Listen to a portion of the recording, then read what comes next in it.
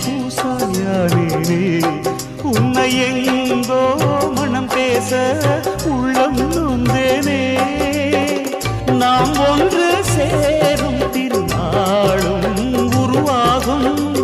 ஜென்மங்கள் ஏழேழும்